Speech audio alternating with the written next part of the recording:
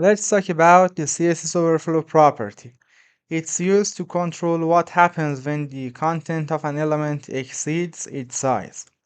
By default, the overflow property is set to visible, meaning the content spills out of the container and remains visible. Now, if you want to hide the overflowing content, you can set overflow to hidden.